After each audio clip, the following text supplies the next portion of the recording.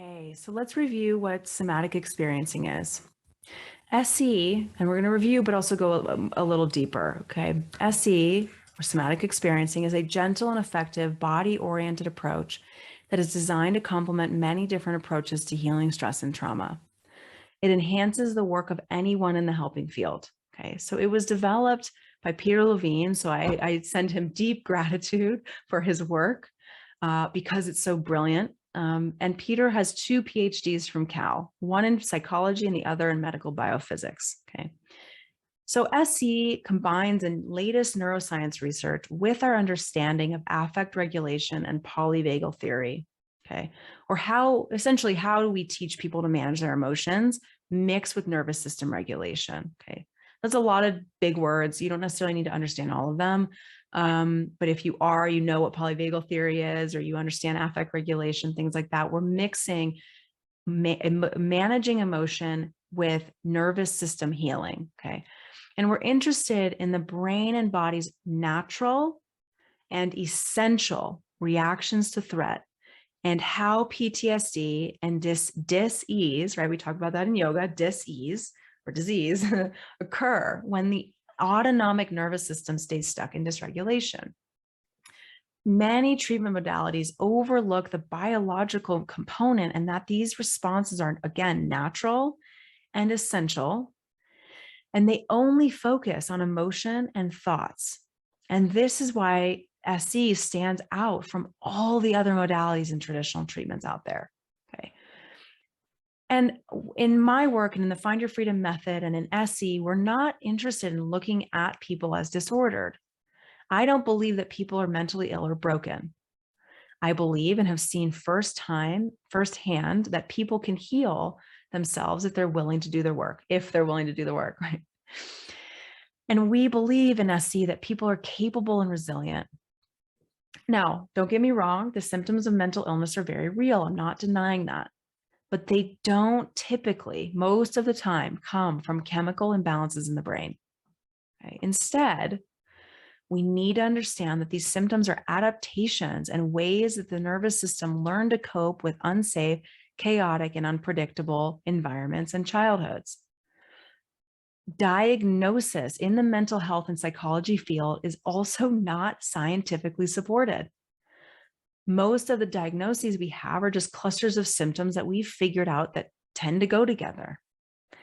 What we have to look at and help people understand is that they're stuck in these old strategies and defensive responses, and these strategies help them survive. Right? So we learn to live in a dysfunctional society and in dysfunctional home environments where emotional abuse and neglect have become so common, we think they're normal. Okay. Just because things are common doesn't make it normal, right? Or healthy.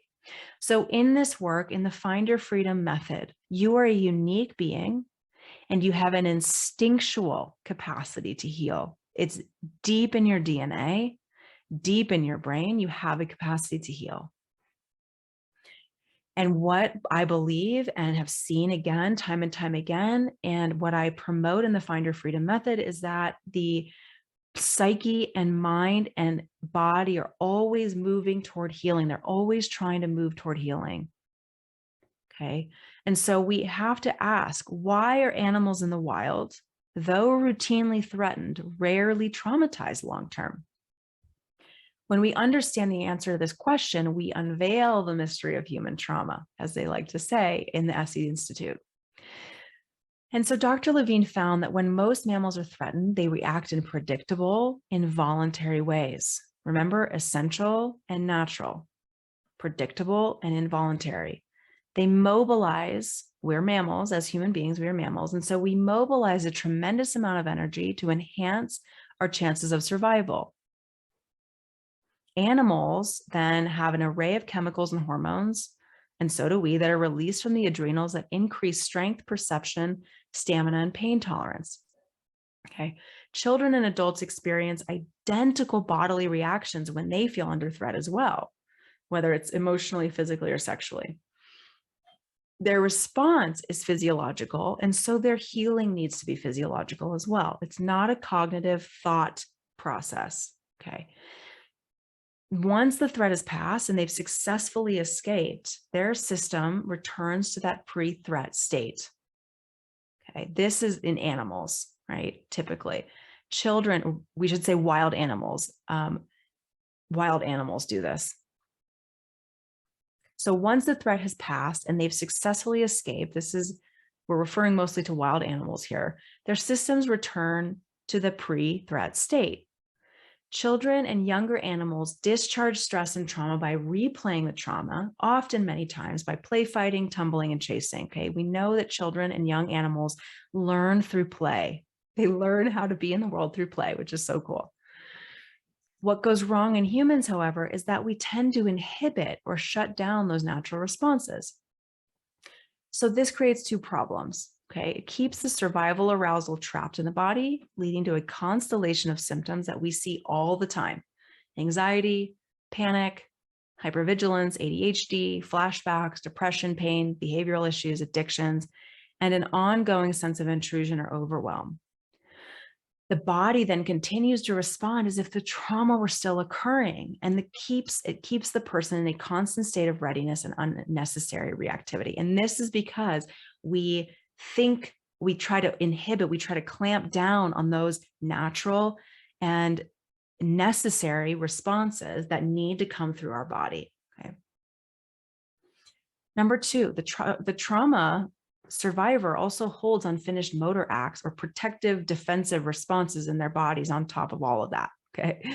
So since these defensive responses are interrupted, the nervous system stays primed and ready to react. Okay. So here we're seeing PTSD symptoms come through. Okay. So to heal this, we start with gentle somatic-based techniques that help re-regulate these deep-seated disturbances in the nervous system. It's critically important to understand that our behaviors come from our physiology, not the other way around. So many of the things people struggle with in their behavior can be healed when they heal their nervous system. For example, if you struggle with motivation, we need to heal your nervous system. If you struggle with addiction, depression, anxiety, issues in work performance, workaholism, not taking care of your health, so on and so forth, your behaviors are rooted in your nervous system. So when you heal your body, you heal your nervous system, you will heal your life. And that's what we're doing in the Find Your Freedom method.